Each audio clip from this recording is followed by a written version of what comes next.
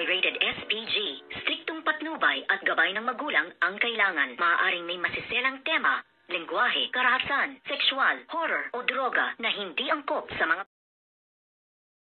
Good morning mga kachikas and welcome sa aking munting channel.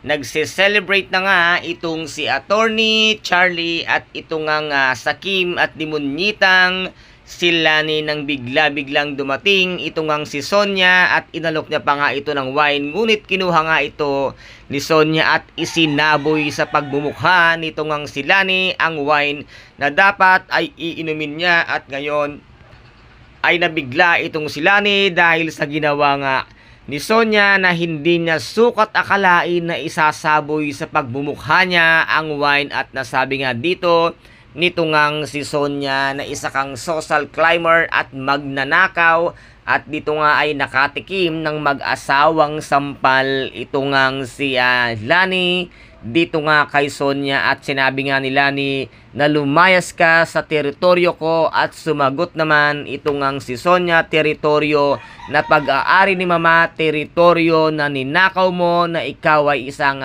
magnanakaw, pinagkatiwalaan kita, ngunit anong ginawa mo? Sinira mo ang buhay ng anak ko, kung kaya't dito nga ay hindi na nakapagpigil itong si Sonia at talagang sinabunutan at sinaktan niya nga itong si Lani na halos nga hindi na makagulapay nga dito kay Sonia. At dito naman ay nakialam na ang visit na si Attorney Charlie, Attorney Pulpul, at dito ay sinabi nga niya na parehas lamang kayo ni Joanna, na tanga-tanga at lahi kayo ng mga uto-uto. Sa akala mo lang yan, Attorney, na uto-uto sila, ngunit hintayin mo ang pagbabalik ni Ina, dahil mismong si Ina ang lahat ng babasag at sisira sa lahat ng mga plano nyo ng kinakasama mo ngayong Dimonyitang si Lani. Kaya guys, ito po ang ating pakaabangan sa mga susunod na episode dito nga sa Shining Inheritance. Kung nagustuhan po ninyo ang aking videos for today,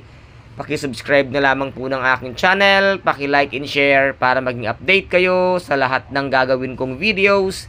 Maraming salamat po. Ingat, God bless, and